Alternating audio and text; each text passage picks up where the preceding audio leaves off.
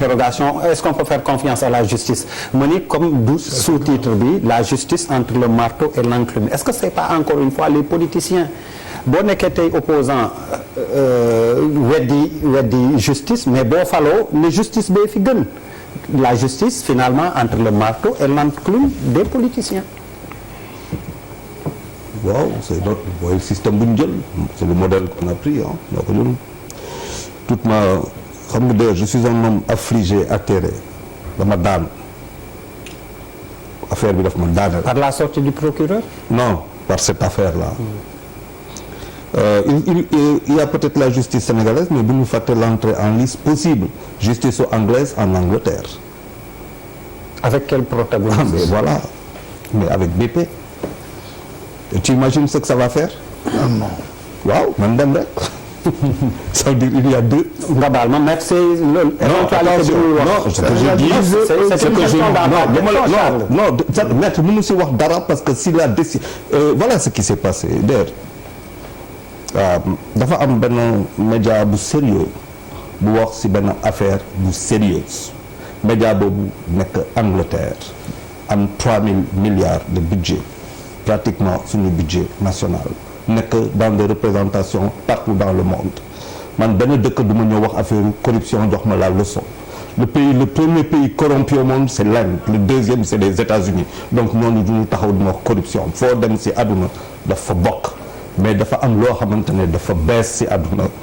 mooy affaire yi ça a changé ce n'est fii du Sierra Leone fii du Libéria fii du yeneen dëkk booy ñëw fii gars yi dañ lay ni attention au Sénégal société civile bi dafa doy waar dafa def nii la presse c'est comme ça et tout na nga xam lu ngay waxee loolu tax tout à l'heure je t'ai posé la question est-ce que tu connais le CV parce que pour moi c'est ça qui est important bu ñu defee jeunesse c'est bien moi j'aurais aimé que ma justice à partir du moment où BBC parle de cette affaire-là si instant yi mu taxaw parce que quand tu dis 6 000 milliards c'est grave ok Bachir mon ami va me dire nous sommes à combien de mètres cubes pour le gaz? 450 milliards de mètres cubes. 450 milliards de mètres cubes. OK?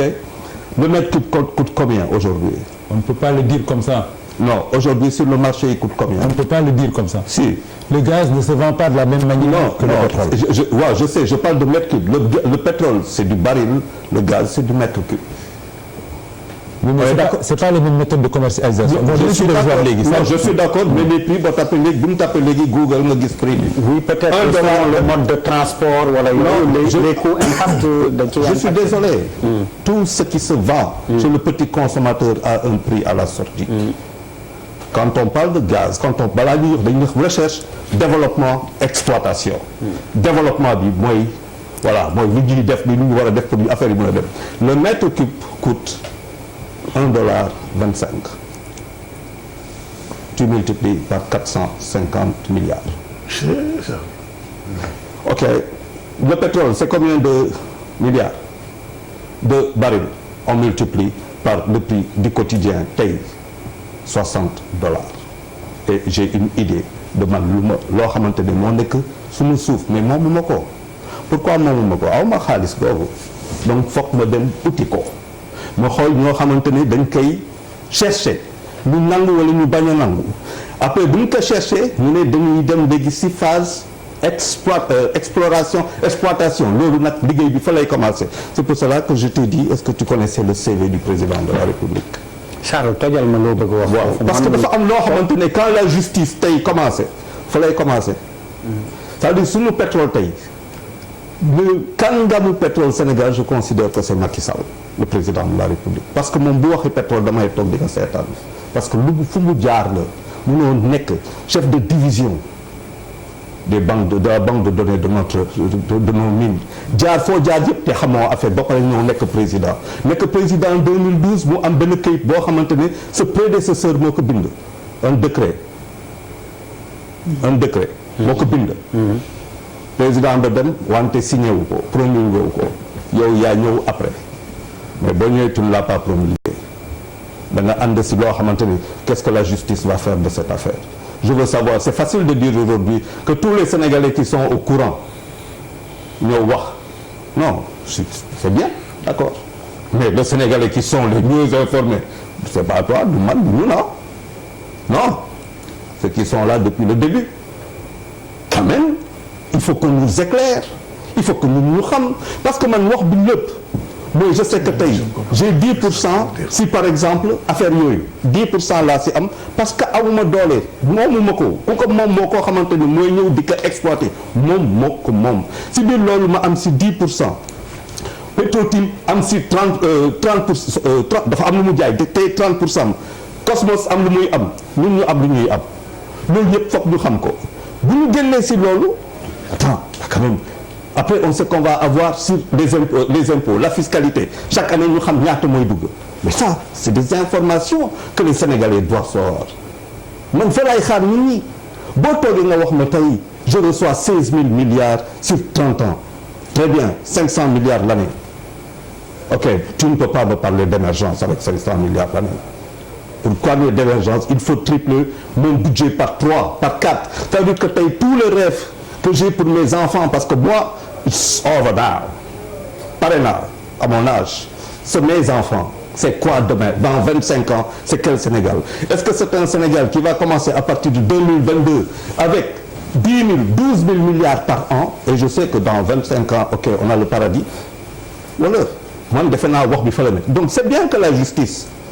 moi je pense effectivement puisque ñun ñu ko laaj et tu as raison Birima nga wax ko ñu ko laaj mais dafa am loo xamante ni bu ñu fa ñëwul wax fa amatul sens et loolu ça veut dire on passera du principal au secondaire et c'est ce que j'ai dénoncé dans ma chronique et ça serait très dangereux pour nous. Merci Charles am nga ñaar yoo évoqué boo xam ni wax nga fiscalité beeg impôt s'il te plaît. impôt ak fiscalité évoqué nga ko peut-être maître di nga ma ci mën tontu beneen bi li Charles wax session BP Cosmos Timis 30% yi amoon procureur nag dama bëggoon wax rek man du ma expert du ma témoigner si dama dégg ak damay lire rek Bachir xëy na di nga ci mën a tontu très rapidement ci question bi ma mottali tour de table bi également Bouba alors la justice avec la sortie du procureur wax na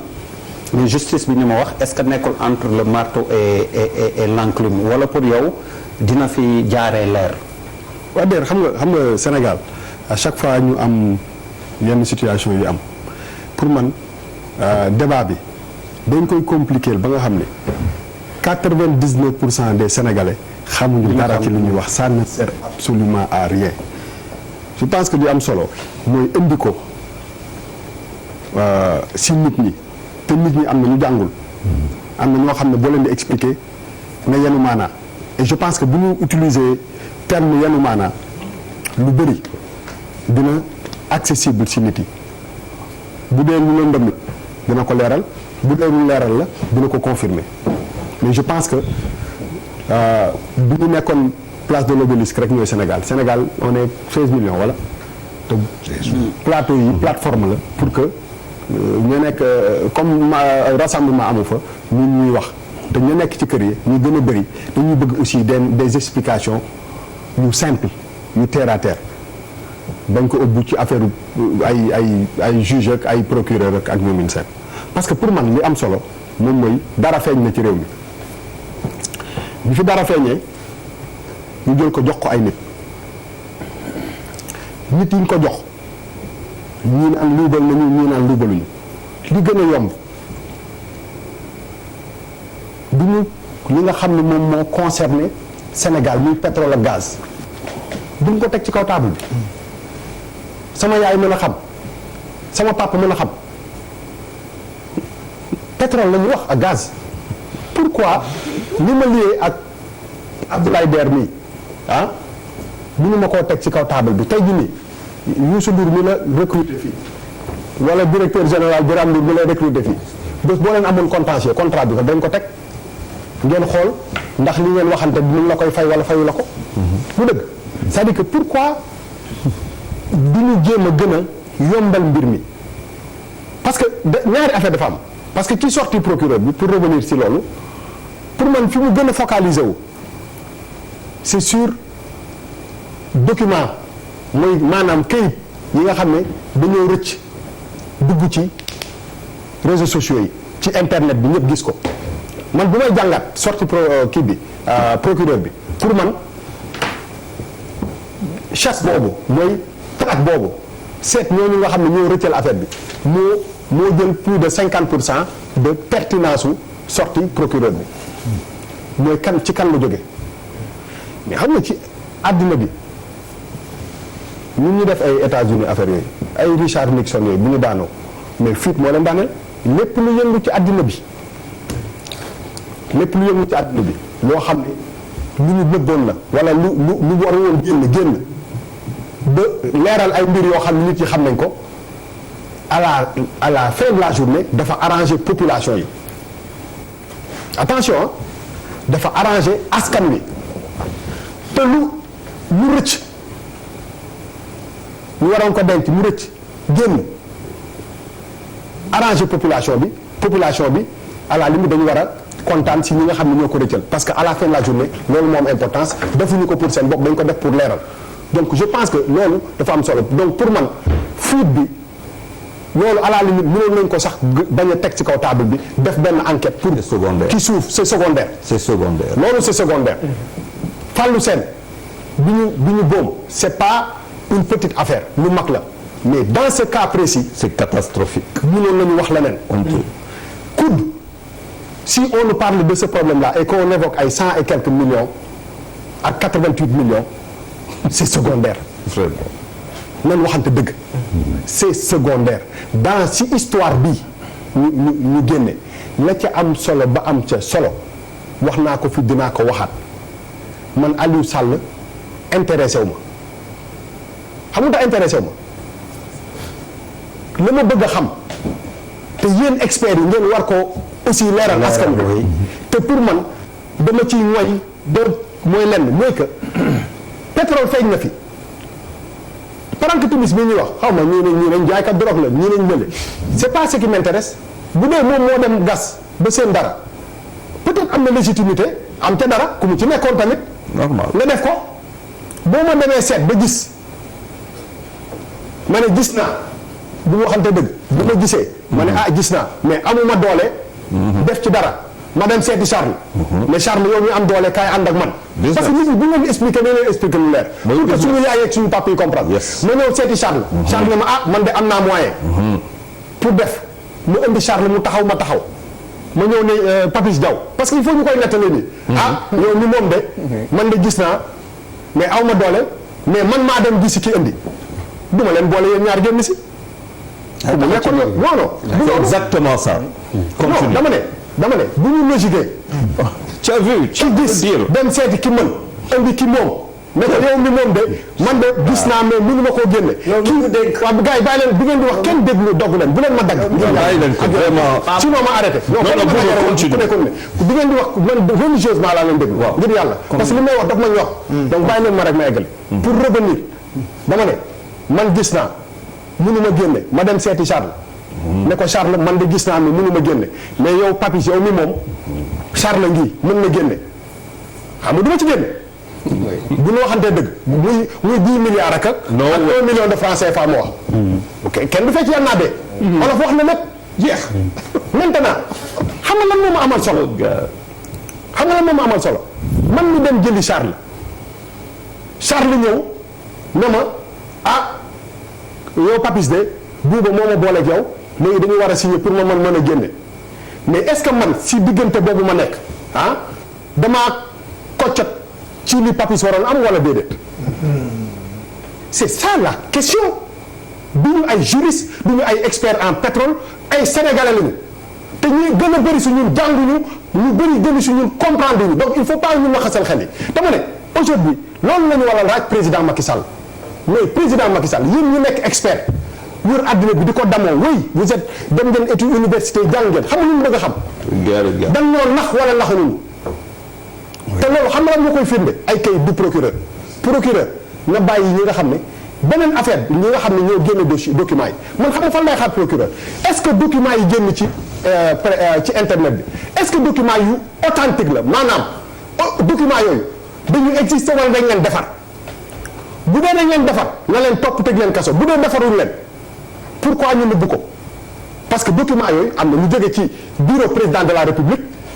am na lu jóge ci ay inspecteur ak IGE si c'est des documents authentiques bu ñu nekk di wax naan ku ko génne c'est pas ce qui est important ki ko génne man dama koy tàccu en tant que sénégalais parce que il m'a permis li nga xam ne Philippe Ndour nii sama doom dans 20 ans comme ni ko Charles di waxee man du pour ñun dafa moo tax mbir mi war a leer pourquoi on complique la chose pourquoi ñu compliqué ko du affaire conférence de presse affaire rassemblement dañu nekk ci réew yoo xam ne amuñu doole niveau jàng bi bëriwul nit ñi boo leen di expliquer li tax émission bi vraiment ñi kontaan ci li li tax émission bi peut-être ñu koy sant yàlla mu dugg ci xolu nit yi parce que nit ñi dañ ciy gis seen bopp mais pour ñu mën ci gis seen bopp il faut ñu leen di wax lu ñu mën a comprendre aujourd'hui ce qu'on doit demander au président Macky Sall mooy li ñu war a laaj président Macky Sall moom mooy président Macky Sall contrat yooyu nga signé est-ce que Sénégal dañ ko cee nax wala nax coppat ba Aliou Sall wala Franck Timis léegi bu BP ñëwoon ñu génne Franck Timis li may tëj affaire bàyyi na ma eggali rek li may tëj sama argument ma ne bu BP ñëwoon Sénégal ne ko ak Franck Timis soxlaatuñ la est-ce que même contrat bi la ñuy signé ak BP wala déet Bachir am nga laaj foofu dama ne contrat bi ñuy signé ak BP est-ce que présence su Franck Timis yokk na ci wàññi na ci li Sénégal waroon a am est-ce que bu ñu signé woon directement ak BP est-ce que dafay yokk wala dafay wàññi sinon le Franck Timis la ma nga fële ci àll kenn xamul fu mu ne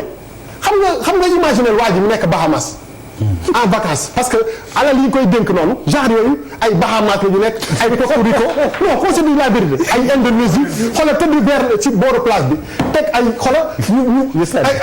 ay xale yu baax wër ko ñu tëdd nan xool leen non parce que il faut ñu aborder problème xool leen africain yi lan est-ce que waa ji yëg na ko wala yëgu ko c'est vrai aujourd'hui maintenant bu fekkee ni contrat yooyu dañ koo génne ñu wóor gëni ci transaction boobu Sénégal def ci perte président Macky Sall la ñuy laaj ay compte parce que à la fin de la journée Aliou Sall ne m'intéresse pas parce que du moom laa fal